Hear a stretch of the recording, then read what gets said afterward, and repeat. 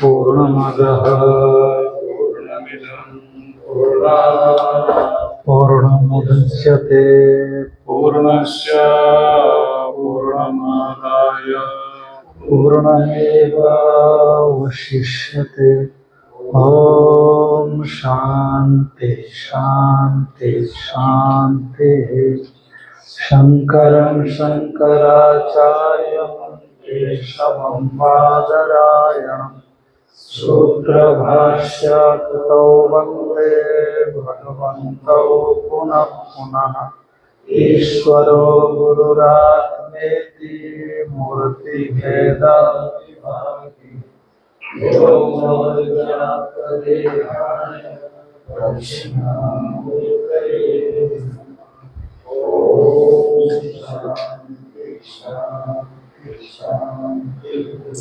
श्रीमद् भगवद गीता भगवान कृष्ण से अर्जुन के लिए उपदिष्ट व्यास जी के द्वारा संग्रहित उसका जो अवतरणीय भूमिका है उस पर हम लोग देख रहे थे, विचार कर रहे थे। तो ये यहाँ पर बता दिया गया कि भगवान भाष्यकार ने कहा कि इससे पहले भी टीका विवरण हुए हैं गीता पर, और वो बहुत विस्तृत रूप से हुए हैं और अर्थ उसमें कम मिलता है, उसमें सार कम दिखाई पड़ता है।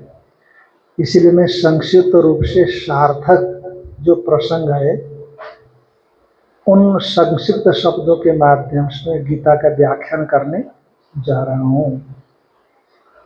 अब गीता का जो प्रयोजन है, क्योंकि हमारे यहाँ पर संस्कृत में ये बात है कि कोई भी ग्रंथ में अनुबंध चतुष्टय हुआ करते हैं, ग्रंथ में अनुबंध चतुष्टय हुआ करते हैं। व्यक्ति देखता है कि इसका अधिकारी कौन है, तब उसमें प्रवृत्त होगा, तो इसका प्रयोजन क्या है, और प्रयोजन देख करके प्रवृत्त होगा। और विषय जानना चाहता है कि उसका विषय क्या है, वो विषय देख करके प्रवृत्त होगा। और साथ में संबंध भी देखना चाहता है कि ग्रंथ का और विषय का क्या संबंध है, और अधिकारी का और ग्रंथ का अर्थ का क्या संबंध है। इसलिए अनुबंध चतुष्टय ग्रंथ में प्रवृत्ति का प्रयोजक होता है, तो इसलिए अनुबंध चतुष्टय बताया जाना चाहिए। तो उसी अनुबंध चतुष्टय को यहाँ पर बता रहे हैं। कहा कि तस्य अस्य गीता शास्त्रस्य प्रयोजनम संक्षेपतः प्रयोजनम परम निश्रेयसम सहेतुकस्य संसारस्य अत्यंत उपरम लक्षणम। गीता आप्त माने परमेश्वर के द्वारा प्रणीत है, अतएव प्रामाणिक जो ये गीता शास्त्र है। तो तस्य अस्य गीता शास्त्र से गीता शास्त्र का संक्षेपत प्रयोजनम, इसका जो प्रयोजन है संक्षिप्त रूप से हम बताने जा रहे हैं। कहते क्या है? परम निश्रेयसम, निश्चित श्रेय। निश्रेय, निश्चित श्रेय को क्या बोलते हैं?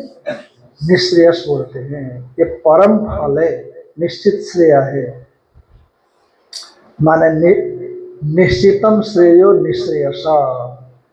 निश्रेयसम माने कैवल्यम, केवली भाव की प्राप्ति। एक महात्मा यहाँ आते थे, गुजरात के थे, सरल थे। तो कहते थे कि स्वामी जी मैं तो केवली भाव में रहता हूँ, मैं केवली भाव में रहता हूँ। तो वो संस्कृत तो सिस्टम से नहीं पढ़े थे, व्यवस्थित ढंग से नहीं पढ़े थे, कुछ गुजराती कुछ हिंदी पढ़े होंगे। तो पाठ में बैठते थे और जब भी उनको मौका लगता बातचीत होती तो कहते कि स्वामी जी मैं केवल ही भाव में रहता हूँ। तो यहाँ पर चातुर्मास पूरा हो गया, तो कभी पाठ में आते भी थे, कभी नहीं भी आते थे। तो हम जब चातुर्मास पूरा होते अमरकंटक गए, तो बहुत से संत आते जाते रहते, हमसे थोड़ी बोलते कि आए, आ रहे हैं, जा रहे हैं। तो अमरकंटक में जाकर के देखा तो अमरकंटक में पहुंच गए। तो मैंने कहा स्वामी जी आप तो केवल ही भाव में रहते हो, अमरकंटक कैसे तो जल्दी पहुंच गए? तो केवल ही भाव मैंने कैवल्य, केवलस्य भाव कर्मो वा कैवल्यम, कर्म तो खैर नहीं होगा, भाव होगा। केवल माने कोई दूसरा नहीं, अद्वितीयता। ये कैवल्य का मतलब है स्वरूप प्रतिष्ठित। स्वरूप तो केवल ही है ना, उसमें कोई भेद तो है नहीं। सजाते स्वगत विजाते भेद से रहित जो स्वरूप है उसी को केवल कहते हैं। केवल के भाव को ही कैवल्य कहते हैं। तो निश्रेयसम कैवल्यम, तो ये परम निश्रेय, परम फल है निश्रेयस कैवल्य, सर्वोत्कृष्ट फल यही है। तो गीता इसी चीज को बताना चाहती है। कहा परम मैंने विशेषण दिया, निश्रेयस में भी आपने क्या दिया? निश्चित श्रेय को निश्रेयस कहते हैं। पक्का, इसमें कोई संदेह नहीं, असंदिग्ध श्रेय है वो। फिर उसमें परम क्यों लगा दिया? गीता का प्रयोजन निश्रेयस है, कैवल्य भाव है, तो परम लगा दिया। तो भाई देखो ये मुख्य प्रयोजन है। अवान्तर प्रयोजन मन का, इंद्रियों का संयम भी होता है, उनको समदम सिद्धि भी उसका प्रयोजन है, अवान्तर प्रयोजन है। इसलिए अवान्तर प्रयोजन मन इत्यादि का समाधान, बुद्धि का समाधान, और परम प्रयोजन निश्रेयस की प्राप्ति। और ये निश्रेयस को दो प्रकार का मानते हैं। निश्रेयस को मैंने क्या दो प्रकार का? कि जैसे एक तो हो गया सहेतु कस्य संसार से अत्यंत उपरम लक्षणम, ये निश्रेयस में आया, निर्तिशय सुखाविर्भाव, परमानंद की प्राप्ति और अनर्थ की आत्यंतिक निवृत्ति, ये निश्रेयस शब्द से कहा जाता है। निश्रेयसम इति द्विविधम, परमानंद से अवाप्ति और सर्व अनर्थों का आत्यंतिकतया निवृत्ति। तो परमानंद की प्राप्ति और सहेतुक संसार का अत्यंत उपरम होना। अत्यंत क्यों लगा दिया भाई? संसार की निवृत्ति कह देते। संसार से उपरम लक्षणम सहेतुक संसार से उपशम लक्षणम प्रयोजनम। एक तो ये प्रयोजन हो गया, एक परम निश्रेयसम दूसरा प्रयोजन हो गया। माने परमानंद की प्राप्ति और अनर्थ की आत्यंतिक निवृत्ति। तो आत्यंतिकत्व तो क्या है? जो संसारूप अनर्थ का आत्यंतिक निवृत्ति यही है कि जैसे देखो सुषुप्ति में भी तो निवृत्ति तो है ना, सुषुप्ति में भी अनर्थ संसार की निवृत्ति है कि नहीं? अध्यास नहीं है, आवरण मात्र है। तो परमानंद जो वहां पर ऐसा है, परंतु जगने के बाद फिर शुरू हो जाता है आफत। सुषुप्ति में भले आफत न मालूम पड़े, पर जगने के बाद तो आफत है ना। तो निवृत्ति नहीं हुई, पर जो स्वरूपस्थ हो जाता है, कैवल्य भाव को प्राप्त करता है, एक बार संसार की निवृत्ति होने के बाद दोबारा संसार का पुनराविर्भाव न होना, यही उपरम में आत्यंतिकत्व है। संसार का अत्यंत उपरम होना, तो उपरम में जो आत्यंतिकत्व लगा दिया कि एक बार ज्ञान से अज्ञान और तज्जनित संसार अनर्थ की निवृत्ति हो जावे और दोबारा फिर उसका न आना। यदि दोबारा आता है तो आप समझना उपरम नहीं हुआ। सहेतुकस्य संसारस्य अत्यंत उपरम लक्षणम निश्रेयसम, मैंने प्रयोजन एक हो गया, और परम निश्रेयसम यानी परम आनंद की प्राप्ति रूप दूसरा।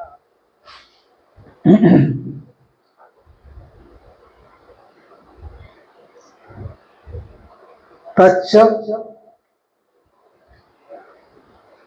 सर्व कर्म संन्यास पूर्वकात् आत्मज्ञान निष्ठा रूपा धर्माद भवति।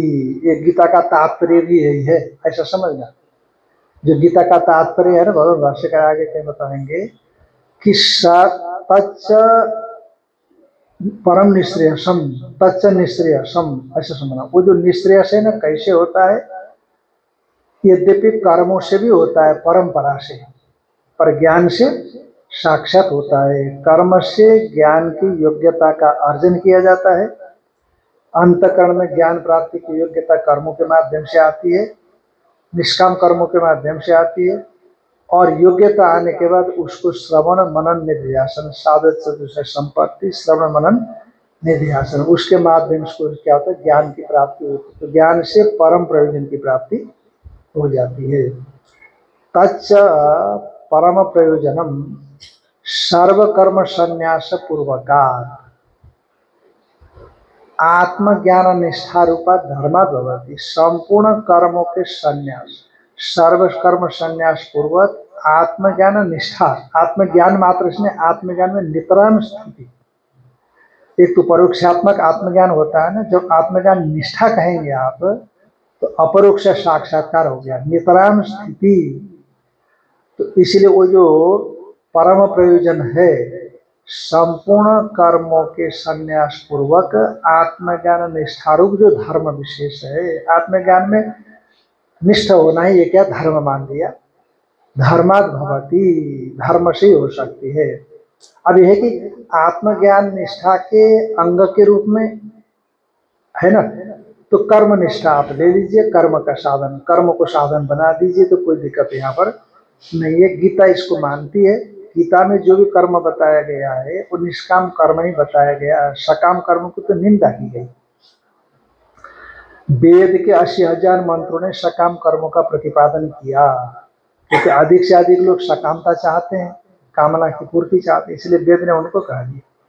16,000 मंत्रों ने उपासना का प्रसंग उठाया और प्रतिपादन किया, और 4,000 मंत्रों ने कहा जाता है कि ज्ञान कांड का प्रतिपादन किया। तो 80,000 मंत्रों ने कर्मों का प्रतिपादन इसीलिए किया है क्योंकि फलेप्सु लोग ज्यादा है। आपको कुछ फल चाहिए, मुझे कुछ फल चाहिए, कुछ तो अलग अलग मंत्रों के माध्यम से अलग अलग, कहीं समष्टि फल की आवश्यकता है, कहीं दृष्टि फल की आवश्यकता है, कभी समष्टि फल बारिश की आवश्यकता है हमको। सब मिल करके बारिश के लिए प्रयास करते हैं, उपासना करते हैं, इंद्र का पर्जन्य सुक्त इत्यादि का पाठ करते हैं, कार्य याग करते हैं। तो दृष्टि फल होता है कि पुत्रष्टि इत्यादि होता है, कुछ होता है। तो इस प्रकार से पर वही कर्म अभी बताएंगे भगवान भाष्यकार, वही कर्म यदि ईश्वरार्पण भाव से हो सकता हो तो चित्त शुद्धि के माध्यम से आत्मज्ञान निष्ठा का परंपरा से क्या बनेगा? साधन बनेगा। इसलिए आत्मज्ञान निष्ठा के लिए जो कर्म निष्ठा है उसकी चर्चा गीता में की जाती है। निष्काम कर्म में नितराम स्थिति, तब उसको ज्ञान प्राप्ति की योग्यता आएगी, कर्मनिष्ठ होना। तो कर्मनिष्ठ होने का मतलब 4 शर्तें कर्मनिष्ठा की बताई गई, निष्काम कर्मनिष्ठा की। कर्तृत्व विमान को छोड़ना, फलाभिसंधि से रहित होना, समत्व बुद्धि में स्थित होकर के कर्म करना, ईश्वरार्पण भावना से कर्म या कर्म फल का समर्पण करना। तो इस प्रकार से जो करता है तो कर्मनिष्ठ हो जाता है। अब कितने दिन में होता है भगवान जाने, समय लगेगा। जैसे जैसे दोष है उसी प्रकार से उसका प्रक्षालन में समय लगेगा। तो इसीलिए कर्मनिष्ठा कहा जाता है, परंतु प्रधान रूप से गीता में कर्मनिष्ठा की चर्चा नहीं की गई है। पर बाल गंगाधर तिलक जी ने गीता लिखी है ना, तो उन्होंने कर्म को ही मुख्य माना, और वैष्णव संतों ने भक्ति को मुख्य माना, गीता का सार। और तिलक जी ने, क्योंकि स्वतंत्रता संग्राम सेनानी थे वो, है ना, तो क्या क्या क्या क्या स्वतंत्रता मेरा जन्मसिद्ध अधिकार है, स्वराज्य मेरा जन्मसिद्ध अधिकार है। उन्होंने ये स्लोगन दे दिया, स्लोगन बोलते हैं ना। और नेताजी ने कहा तुम मुझे खून दो, मैं तुम्हें आजादी दूंगा। नेताजी ने ऐसा कहा। तो भगवान भाष्यकार बोलते हैं कि गीता में जो है ना, निष्काम कर्म निष्ठा ज्ञान निष्ठा के सहयोग के रूप में बताया गया है, पर प्रधान रूप से यहाँ जो बताया गया है वो ज्ञान निष्ठा की चर्चा की गई है। अब जो तिलक जी इत्यादि के समय में स्वतंत्रता संग्राम चल रहा था, तो उस समय लोग वेद वेदांत गीता को मानते थे, शास्त्र को मानते थे, इसलिए एक हाथ में वो लोग कोई रिवाल्वर लेते थे, जो क्रांतिकारी रहे होंगे, एक हाथ में गीता लेते थे, सत्याग्रह करते थे पर गीता साथ में रखते थे, ये था पहले के लोगों में। इसलिए गीता का तात्पर्य समझाना जरूरी था उस परिवेश के हिसाब से। उनको ये पता नहीं हुआ, ऐसा नहीं है कि गीता में क्या बताया गया है, परंतु कर्मनिष्ठा एकदम नहीं बताई गई, ऐसा भी नहीं है। इसलिए आप देश को आजाद करने के लिए आप गीता में बताए हुए कर्म के हिसाब से लगो। हतो वा प्राप्त स्वर्गम जित्वा वा भोग से महिम तस्मात उत्तिष्ठ कौन्तेय युद्धाय कृत निश्चय। बस इन चीजों को प्रधानता दी उन्होंने। भगवान ने क्या अर्जुन को लगाया कि नहीं लगाया? कर्म में लगाया, कर्म निष्ठा को सुदृढ़ किया, फिर ज्ञान निष्ठा में ले गए। पर यहाँ पर हम लोगों ने क्या किया? हतो वा प्राप्त स्वर्गम, भगवान ने क्या कहा है अर्जुन को? मरेगा तो स्वर्ग जाएगा रणभूमि में, धार्मिक युद्ध में मरेगा तो कहाँ जाएगा? स्वर्ग जाएगा। जित्वा वा भोग से महिम, और यदि तू रणभूमि में जीत जाएगा तो भूमि तेरी होगी, जमीन तेरी होगी, पृथ्वी तेरी हो जाएगी।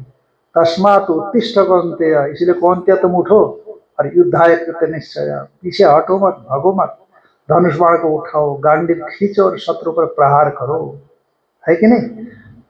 तो इन चीजों को विशेष कर तिलक जी ने ले लिया। तो देखो यहाँ पर टीका की नीचे से 8वीं पंक्ति होगी, प्राधान्य में तो आत्मज्ञान निष्ठा एवं अत्र प्रतिपाद्यते, प्रधान रूप से आत्मज्ञान निष्ठा ही यहाँ प्रतिपादन किया जाता है। उससे ठीक ऊपर देखो, आत्मज्ञान निष्ठा शेषत्वेन कर्म निष्ठा अत्र उच्यते, आत्मज्ञान निष्ठा ही यहाँ मुख्य है, शेषी है, अंगी है, उसका शेष अंग के रूप में कर्म निष्ठा बताई जाती है। इसलिए भगवान ने गीता में क्या कहा 30वें अध्याय में, न कर्मणाम अनारंभात नैष्कर्म्यम पुरुषो स्मृते न च संन्यासनादेव सिद्धिम समधिगच्छति। हाँ, क्या क्या बोला? न च कर्मा न कर्मणाम अनारंभात, यदि कर्म शुरू नहीं करोगे तो नैष्कर्म प्राप्त नहीं कर सकते, नैष्कर्म में आत्मस्वरूप की उपलब्धि नहीं कर सकते।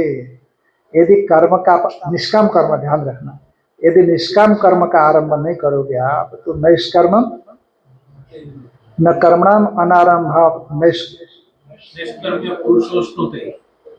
नैष्कर्म,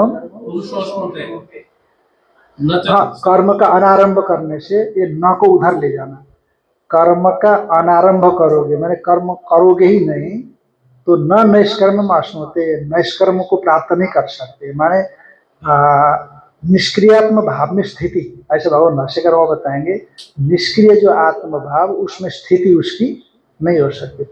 न च संन्यासन देव, निष्क्रिय आत्म भाव है तो वहां क्रिया नहीं है तो कर्म का ही परित्याग कर देंगे, तो संन्यास कर देंगे कर्म का, तो न च संन्यासना देव, केवल संन्यास करने से काम नहीं चलेगा, कर्म संन्यास करोगे पर कर्म त्यागने का भाव आपके अंदर में है ही नहीं।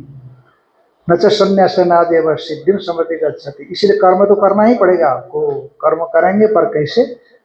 एक कर्म सिद्धांत के अनुसार कर्म करोगे तो आप निश्चित तौर पर उन्हीं कर्म निष्ठा से ज्ञान निष्ठा को प्राप्त करके नैष्कर्म को प्राप्त कर सकते हो। निष्कर्म निष्क्रियात्मक भाव में आपकी स्थिति बन सकती है। तो वहां जैसे कहा है,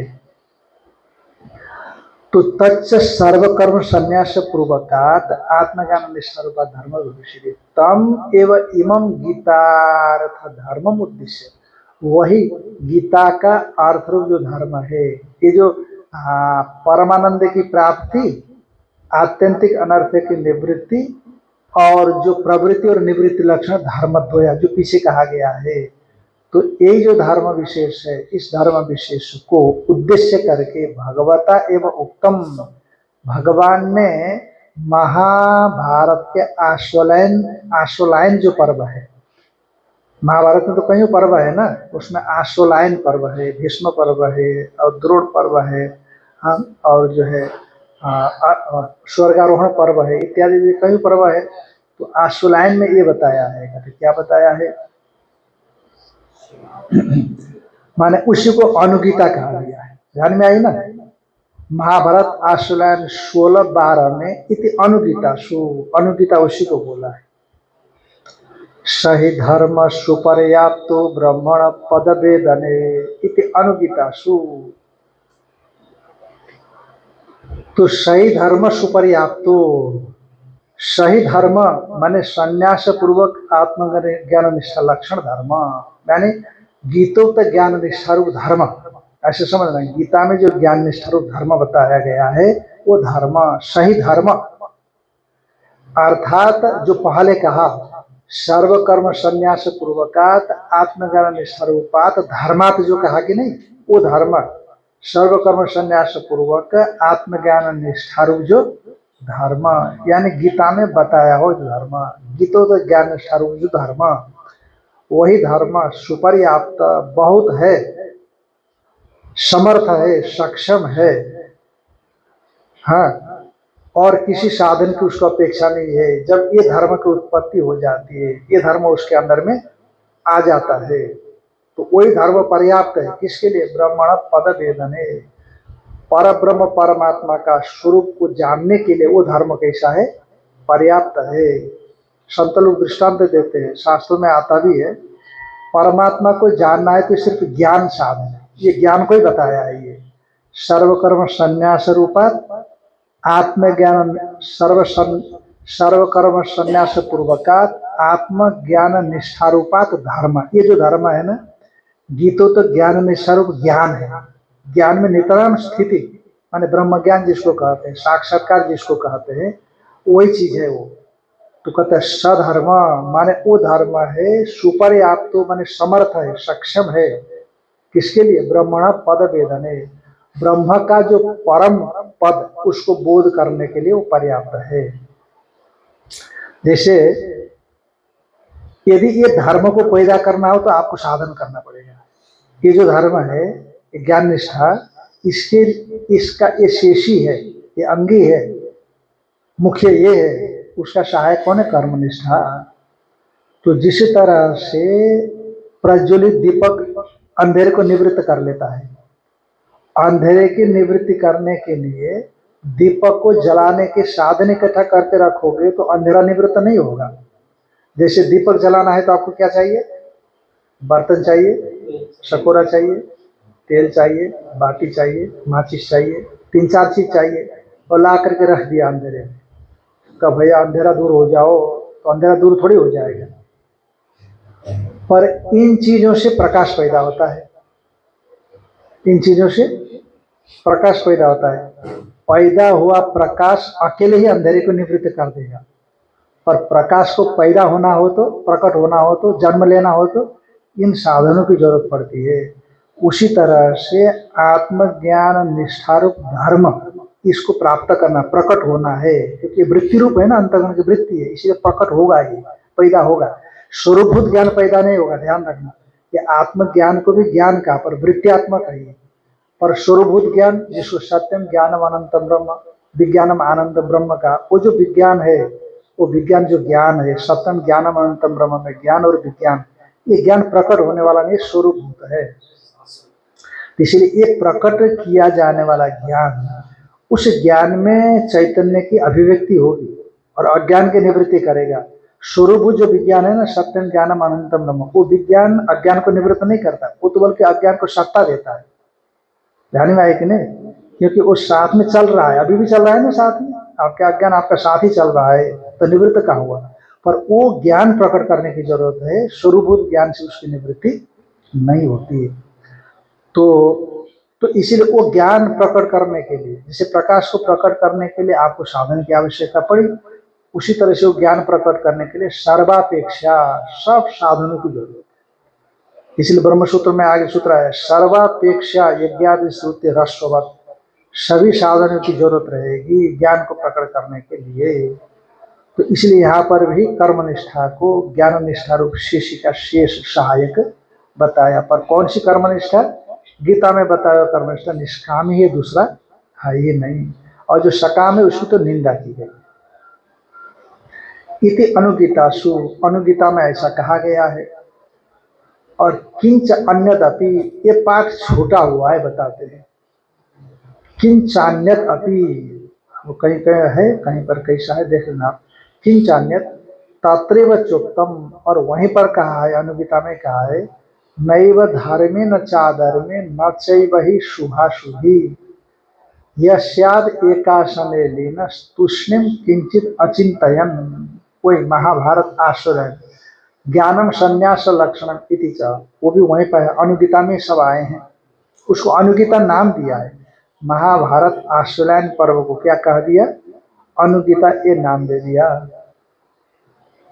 का नैव धर्मी न चाधर्मी, न तो वो स्वरूप जो है ना धर्म धर्म से विशिष्ट धार्मी है, न तो अधर्म विशिष्ट है अधर्मी है, न तो वो शुभ रूप है न तो वो अशुभ रूप है। तो ये सभी चीजों से वो परे है, इनका उसके साथ कोई संबंध नहीं है, इन चीजों का उसके साथ कोई संबंध तो निर्विशेष है। तो यह माने जो कोई भी मुमुक्षु किंचित अचिंतयन, कुछ भी चिंतन न करता हुआ, यानी तुष्णिम चुप रहता है, यानी बागादि जो अपने इंद्रियां है उनके व्यापार से रहित होकर के अवस्थित होता है। तुष्णिम का मतलब है, एक तुष्णिम शब्द आया, एक अचिंतयन शब्द आया। अचिंतयन का मतलब चिंतन मन से होता है ना, इसीलिए अचिंतन मतलब अंतकरण के व्यापार से रहित होकर के। अंतकरण से व्यापार करे सुषुप्ति में भी होती है, पर ऐसा नहीं समझना सुषुप्ति, जागृत में अंतकरण व्यापार से रहित और बाह्य इंद्रियों के व्यापार से भी रहित, जो ऐसी स्थिति को प्राप्त करता है। मनसी मनसो यमनी भावे द्वैतम नैवोपलभ्यते, मन जब अमनी भाव को प्राप्त करता है तो इंद्रिया भी आ गई उसी में, द्वैतम नैवोपलभ्यते। तो ऐसा जो तुष्णिम भाव को अवस्थित होता है, यानी बाह्येंद्रियों का निग्रह करके बैठा है, और अकिंचयन किंचित भी अचिंतयन, यानी कि अंतःकरण से भी संपूर्ण व्यापार से उपरमित होकर के जो अवस्थित होता है, यह एकासने लीना, जो एक आसन में अवस्थित है, शरीर का भान से परे हो गया है, वह ब्रह्म प्राप्त होती, ऐसा समझना। सब ब्रह्म आत्महोती, वो ब्रह्म को प्राप्त कर लेता है, उसकी मुक्ति हो जाती है। तो इसलिए टीका में दिया है, देखो पहली पंक्ति, बागादि बाह्य कर्ण व्यापार विरहित तो तुम तुष्णिमिति उच्चते। पहली शुरुआत में बाक, यदि जो बाह्य कर्ण है वो व्यापार से रहित जब होना है उनका, वही तुष्णिमिति उच्चते। और दूसरा किंचित अचिंतयन, इसका क्या मतलब है? कहते कि अंतःकरण व्यापार अभाव विपरीत, अंतःकरण का व्यापार भी वहां नहीं रहता, बस व्यापार से शून्य कर दीजिए उनको। ये दोनों को क्या करना? व्यापार से शून्य कर दीजिए। स्वप्न में बाह्य इंद्रियों का व्यापार राहित्य हो जाता है और सुषुप्ति में दोनों का व्यापार राहित्य हो जाता है, और जागृत में दोनों का व्यापार राहित्य करना है। आपको किसमें करना है? जागृत में करना है, और वही नहीं होता, मुसीबत यहीं पर ढह जाती। जागृत में आपको जानबूझ करके दोनों इंद्रियों के व्यापार का राहित्य कर देना है, उसी को संग्रह करके बोलते हैं द्विविध कर्ण व्यापार विरहित सन, दोनों प्रकार के कर्णों के व्यापार से रहित होता हुआ साधक मुमुक्षु, जो प्रागुक्त अधिकारी केवलम एकस्मिन अद्वितीय ब्रह्मणि आश्रम अवस्थानम, केवल अद्वितीय ब्रह्म में उसकी स्थिति है, तत्र लीन, उसमें स्थित हुआ, तस्मिन व समाप्ति भागी, बस उसने संपूर्ण कार्य को उसी में समाप्त कर दिया है कि नहीं। जैसे आप दिल्ली से चले ओंकारेश्वर संन्यास आश्रम के लिए, तो संन्यास आश्रम पहुंच गए तो समाप्ति भागी हो गए आप। समाप्ति की क्या हो गए? आपका जो अभी लक्ष्य था, तय था, वो समाप्त हो गया। आगे लक्ष्य बनेगा तो वहां पहुंचेंगे तो समाप्ति का भागी हो जाएंगे। उसी से आपकी जो साधना है वहां जाकर के समाप्ति भाग, समाप्त को प्राप्त कर गई है। तस्य असंप्रज्ञात समाधि निष्ठ, ऐसे जो असंप्रज्ञात समाधि निष्ठ तत्वज्ञ सर्वकर्म त्याग हेतु तुम ज्ञानम, सर्वकर्म त्याग हेतु ज्ञानम, ज्ञान रूप जो मुक्ति, वो ज्ञान जो है मुक्ति हेतु भवती, ज्ञान क्या होता है? मुक्ति का हेतु होता है। तो ये बताया उन्होंने। और यहाँ च अंत्य उत्तम अर्जुनाय भगवता, और यहाँ पर भी भगवान ने गीता के अंतिम 18वें अध्याय में कहा सर्वधर्मान परित्यज्य मामेकम शरणम व्रज। सभी धर्मों मैंने सभी क्रियाओं का परित्याग करके केवल एक मेरी शरण में आ जा, मेरे में स्थित हो जा। शरण में मैंने मेरे में लीन हो जा, क्योंकि यहाँ पे अंत वही बात कही ना, वही बात कही। तो पहले क्या बात कही? वही बात कही मैंने पहले जो बात कही अनुगीता में जो बात कही, भगवान गीता के अंतिम में भी एक आते, सभी धर्मों का त्याग करना, मैंने सभी वृत्तियों का क्या करना, त्याग करके माम एकम शरणम प्रजा, मुझ में अभिन्न रूप से अवस्थित हो जाना। इति अभ्युदयार्थोपि यह प्रवृत्ति लक्षणों धर्म। महाराज आपने तो जितने भी कर्म है, कर्मों को तो एकदम पिछलग्गू बना दिया। ज्ञान निष्ठा का, कर्म निष्ठा का को पिछलग्गू बना दिया ज्ञान निष्ठा का आपने, ये तो बड़ा गड़बड़ हो गया। और जो लोग कर्म निष्ठा से कोई अभ्युदय प्राप्त पाना चाहते हैं, विशिष्ट फल पाना चाहते हैं, कभी यदि चाहते हैं तो प्राप्त करेंगे वो, ऐसा नहीं कि उसका निषेध है, पर वो फल क्षयिष्णु है, विनाशी है, आगम पाई है, फल देकर के निवृत्त हो जाता है। पर यदि आपने वो कर्म निष्ठा निष्काम भावना से संपादित की और ज्ञान निष्ठा में पहुंचे, तो वो जो कर्म निष्ठा है वो कर्म निष्ठा कैसे हो जाए? अक्षय हो जाता है, अक्षयता को प्राप्त करते, अक्षय ब्रह्म को देने वाली बन जाती है। अभ्युदयार्थोपि यह प्रवृत्ति लक्षण धर्म, जो प्रवृत्ति लक्षण धर्म अभ्युदय देने वाला है, स्वर्ग आदि देने वाला है, ब्रह्मलोक इत्यादि देने वाला है, कर्म समुचित उपासना भी होती है ना वहां पर, देने वाली है। तो वर्णान आश्रमांश उद्देश्य विहित, कभी ब्रह्मचर्य, गृहस्थ, वानप्रस्थ, संन्यास है ना, नहीं ब्राह्मण, क्षत्रिय, वैश्य, शूद्र, ये हो गया वर्ण है ना। और आश्रम हो गया ब्रह्मचर्य आश्रम, गृहस्थाश्रम, वानप्रस्थाश्रम, संन्यास।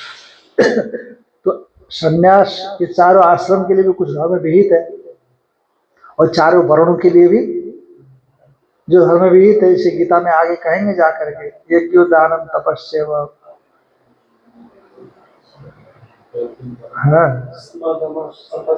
समदम तपशोचम शांतिरार्जः ब्रह्मेचत ब्रह्म कर्म स्वभावजम शौर्यम तेजो धृतिर्दाक्षिण्यम युद्धे चाप्य पलायनम दान ईश्वर भावस्य स्वभावजम कृषि गोरक्ष वाणिज्यम वैश्य कर्म स्वभावजम परिचर्यात्मकम कर्म शूद्रस्यापि स्वभावजम। ऐसे जो वर्णों के लिए कर्मों का विधान किया और आश्रमों के लिए जो कर्मों का विधान किया, वो जो प्रवृत्ति लक्षण धर्म है, सब निवृत्ति लक्षण नहीं है। तो सच देवादि स्थान प्राप्ति हेतु, अब ये ध्यान रखना इस चीज को, इस वाक्य को भगवान भाष्यकार ने जो बताया उसका आप ध्यान रखना। वो देवादि स्थान की प्राप्ति का हेतु है सब, जो प्रवृत्ति लक्षण धर्म सकामता से करेंगे तो क्या होगा? देवता के स्थान, स्वर्ग आदि इत्यादि प्राप्ति का हेतु होने पर भी इस हेतुरपि सन ईश्वरार्पण बुद्धि अनुष्ठीय माना, वही प्रवृत्ति लक्षण धर्म, वही जो प्रवृत्ति लक्षण धर्म है, यदि ईश्वरार्पण भावना से करोगे तो क्या होगा? सत्व शुद्ध भवती। सत्व तो ईश्वरार्पण भावना से करने पर, आगे जाकर के बताएंगे गीता में किस किस ढंग से ईश्वरार्पण भावना हो सकती है। तो अनुष्ठीयमान होने पर सत्व शुद्ध भवती फलाभिसंधि वर्जिता, दो शर्तें तो इन्हें बता दिया, फलाभिसंधि वर्जित और ईश्वरार्पण बुद्धि, ये दोनों ढंग से करने पर क्या होगा? सत्व शुद्धि के लिए कर्तृत्व अभिमान को उतना ज्यादा महत्व कम देते हैं, है ना, भगवान के, क्योंकि अज्ञानी तो है ही। अब ये कर्म निष्ठा से ज्ञान निष्ठा में जाएगा तो ज्ञान निष्ठा को उपलब्ध होगा, तभी कर्तृत्व अभिमान निवृत्त होगा, उससे पहले तो होता भी नहीं है। तो इसीलिए कर्तृत्व अभिमान पूरी तरह से खत्म करके कर्म नहीं कर सकता है, कुछ न कुछ तो करे। वर्ण में भी धर्म है, आश्रम भी धर्म है, तो मैं ब्रह्मचारी हूँ ये तो मानेगा ना, तो ये मेरे लिए कर्तव्य है, कुछ न कुछ कर्तृत्व बना रहेगा। मैं गृहस्थ हूँ, मेरे लिए धर्म है, मैं वानप्रस्थ हूँ, मैं सन्यासी हूँ, है कि नहीं, तो ये मेरे लिए धर्म है, इसका मुझे पालन करना चाहिए, एक कुछ न कुछ रहेगा। पर यदि स्वरूप बोध हो गया, है कि नहीं, तब तो फिर कोई बात ही नहीं। तो इसीलिए कहते अनुष्ठीयमान सत्व शुद्ध भगवती फलाभिसंधि वर्जिता, फलाभिसंधि से रहित है, शुद्ध सत्व से ज्ञान निष्ठा योग्यता प्राप्ति द्वारा ना। अब देखो यही प्रवृत्ति लक्षण धर्म, जब कर्म निष्काम कर्म सिद्धांत के अनुकूल आपने कर दिया है ना, तो भगवत प्रीत्यर्थ फलाभिसंधि वर्जित कर्तृत्व अभिमान से रहित और समत्व योग में स्थित होकर, अब भगवान के लिए अर्पण तो कर रहे हैं आप, भगवान के लिए अर्पण तो करते हैं, परंतु वो कर्मों से जन्म सुख दुख से सुख दुखी हो रहे हैं, ऐसा भी नहीं होना। समत्व बुद्धि में स्थित होकर के करना और उसका जो फल है भगवान को समर्पित कर देना, फलाभिसंधि से रहित होकर के करना। और मैं क्या करता हूँ, गुणागुणेषु वर्तन्ते, भगवान कराता है ऐसा समझ करके करना। तो ऐसे यदि कर सके आप तो क्या होगा, तो उससे सत्व शुद्ध है भगवती, सत्व शुद्धि के लिए होता है। इस पंक्ति पर मैं जोड़ देने के इसलिए कह रहा हूं ना, क्योंकि हम लोग इस रहस्य को नहीं समझ पाते हैं, नहीं समझ पाते तो कहीं ना कहीं भिन्न प्रकार की चीजें आ जाती है जो कि सत्व शुद्धि में हेतु नहीं बनती। इसीलिए शुद्ध सत्व से फलाभिसंधि वर्जिता। एक बार क्या हुआ कि मैं यहाँ था, शुरू में मैं ओंकारेश्वर आया था, 2000 की बात हुई, तो हम ऊपर साइड में थे जहाँ आप लोग रहते हैं, तो लेटरिन बाथरूम यही था, तो मैं उसकी सफाई कर रहा था। तो हमारे एक पंजाब के हमारे मित्र थे, तो मैं जब यहाँ आया तो वो भी मेरे पीछे पीछे आए। मैंने महाराज जी के विषय में चर्चा किया तो महाराज जी को सुनने के लिए आए, तो सुनने के लिए आए तो मैं वो काम कर रहा था, वो पीछे से आए तो बोला क्या कर रहे हो, तो मैंने एकदम से मैंने बोला कि मैं मन की सफाई कर रहा हूँ, अंतःकरण की सफाई कर रहा हूँ। मैं तो बोल करके भूल गया, ऐसे बोल करके। फिर कभी उन्होंने कहा कि आपकी वो बात हमको अच्छी लगी कि मैं मन से, तो हम स्वयं के लिए करते हैं, स्वयं की सफाई के लिए करते हैं, स्वयं परमेश्वर की प्राप्ति के लिए करते हैं। यदि ये भाव आवे तो शिकायत नहीं रहेगी। नहीं तो बहुत बार क्या होता है ना, आश्रमों में होता है कि भाई एक व्यक्ति जैसे रसोई में सेवा कर रहा है और दूसरा व्यक्ति सेवा नहीं करता, वो न करने वाले के प्रति करने वाले के अंदर में एक अलग भाव पैदा हो जाता है कि मैं ही क्यों करूं। पर यह भगवान क्या कहते हैं कि अनुष्ठीयमान सत्व शुद्ध भगवती फलाभिसंधि वर्जित। शुद्ध सत्व से जब शुद्ध सत्व होगा उसका ज्ञान निष्ठा योग्यता प्राप्ति द्वारा, तो सत्व शुद्ध हो गया तो ज्ञान निष्ठा की कर्म, शुद्ध सत्व होने का मतलब ज्ञान निष्ठा कर्म निष्ठा हो गई आप, तो कर्म में नितराम आपकी स्थिति हो गई तो सत्व शुद्ध हो गया। सत्व माने अंतःकरण। तो ज्ञान निष्ठा योग्यता प्राप्ति द्वारा ज्ञानोत्पत्ति हेतु, ये ज्ञान निष्ठा की योग्यता की प्राप्ति ज्ञान उत्पत्ति में हेतु है। ध्यान में आए कि नहीं, ज्ञान उत्पत्ति में ये हेतु है कौन, ज्ञान निष्ठा योग्यता प्राप्ति, इसके माध्यम से ज्ञानोत्पत्ति हेतु है ना। तो अब ज्ञान की उत्पत्ति हो गई ये हेतु उपलब्ध होने से, और उसमें हेतु हो गया कर्मनिष्ठा, कर्मनिष्ठा से ज्ञान निष्ठा प्राप्ति की योग्यता आई, उससे ज्ञान को उपलब्ध हो गया होने पर निश्चय सत्व हेतुत्व अपनी, तो निश्रेयस का हेतुत्व भी प्रवृत्ति धर्म में उपपन्न हो सकता है। जो प्रवृत्ति लक्षण कर्म है कि नहीं, प्रवृत्ति लक्षण धर्म है, उस धर्म को धर्म भी निश्रेय सत्य के प्रति हेतु माने वो निष्कर्म निष्ठा से आप कल्याण तक पहुंच सकते हैं, परमानंद की अवाप्ति और संसार रूप अनर्थ के आत्यंतिक निवृत्ति, वहां तक पहुंच सकते हैं। निश्रेय से हेतु तुम अपि प्रतिपद्यते, ये प्रतिपद्यते माने प्रवृत्ति धर्म प्रतिपद्यते, ऐसा सुनिए। तथा च इमम एव अर्थम अभिसंधाय बक्ष्यति, इसीलिए इसी अर्थ को ध्यान में रखते हुए भगवान गीता में आगे बताएंगे 5वें अध्याय में, ब्रह्मण्याधाय कर्माणि संगम त्यक्त्वा करोति लिप्यते न स पापेन पद्मपत्रमिवाम्भसा। परमेश्वर में आधा माने परमेश्वर में समर्पित करके कर्मों को जो कर्म का संपादन करता है, तो ब्रह्मणी आधाय कर्म संगम त्यक्त्वा करोति, आसक्ति का परित्याग करके जो करता है, हाँ, संगम त्यक्त्वा करोति लिप्यते न स पापे, ना पाप से उल्टायमान नहीं होता। पद्म पत्र में बसा, जैसे पानी में रहते हुए भी पद्म पत्र माने कमल का पत्ता गीला लिपायमान गीला नहीं होता। अच्छा, और योगिनः कर्म कुर्वन्ति संगम त्यक्त्वा आत्मा शुद्धये कायेन मनसा वाचा केवल इंद्रियरपि, ये श्लोक है।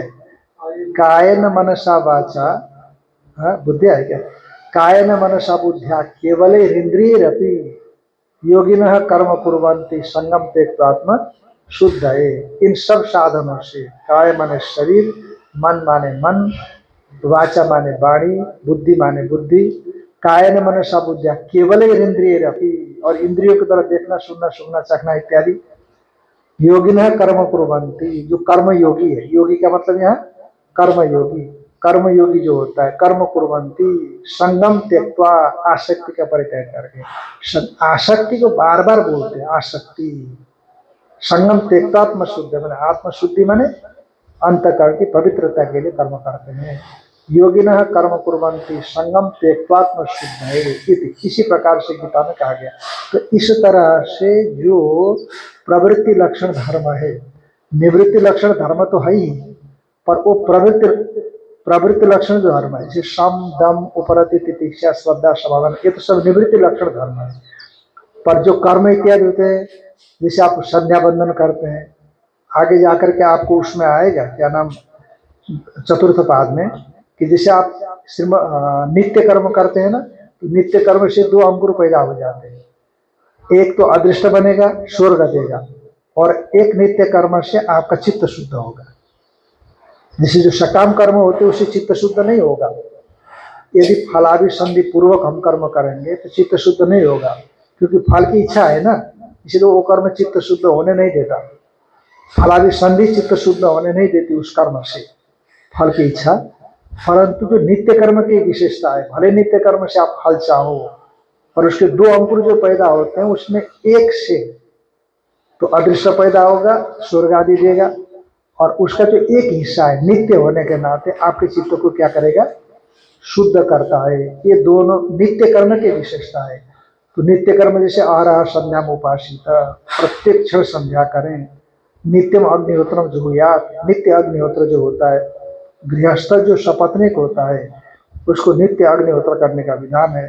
तो उसी तरह से जो भी नित्य कर्म है, उन नित्य कर्मों को करने से ये दो चीज उपलब्ध होती है, ऐसा बताया।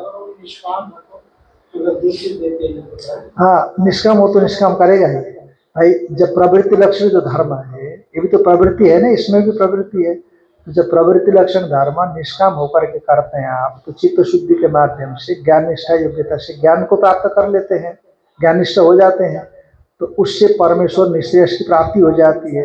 फिर यहाँ पर भी यदि सकाम भावना का परित्याग कर दिया कि हमको कुछ भी नहीं चाहिए, सिर्फ अंतःकरण की शुद्धि हमको चाहिए, मोक्ष ही उपलब्ध होना है, तो वो भी फिर आपको क्या करेगा, चित्त शुद्ध ही करेगा। वो तो कर्म विशेष अपेक्षित नहीं होता, आपका भाव अपेक्षित होता है ना, भाव। जैसे मान लो कि निवृत्ति लक्षण धर्म है, समदम इत्यादि, तो वो समदम से भी आप फल चाहते हो, समदम से भी क्या चाहते हो, समाधि लगा करके सिद्धि प्राप्त करूं। जैसे उसमें कठोपनिषद में नहीं आया, ना विरतो दुश्चरिता, ना शांतो ना समाहित, समाहित तो है, नाशांत मानसो बापी, जो समाहित तो हो गया है परंतु सांसारिक फल चाहता है समाधि से, तो उसको भी ज्ञान की प्राप्ति नहीं होती, फिर संसार की प्राप्ति करेगा। फल माने संसार, तो ऐसा बताया गया। तो इसीलिए जो निष्काम कर्म है, तो जो प्रवृत्ति लक्षण धर्म भी अंततः कहाँ हो जाएगा, निवृत्ति लक्षण धर्म का जो फल है वहीं तक साधक को पहुंचाता है। ओम पूर्णात् पूर्णमुदच्यते पूर्णस्य पूर्णमादाय पूर्णमेवावशिष्यते। वशिष्यते। ओम शांति शांति शांति। शंकरं शंकराचार्यं केशवं बादरायणं सूत्रभाष्यकृतौ वन्दे भगवन्तौ पुनः पुनः। ईश्वरो गुरुरात्मेति मूर्तिभेदविभागिने व्योमवद्व्याप्तदेहाय दक्षिणामूर्तये नमः। ओम शांति शांति।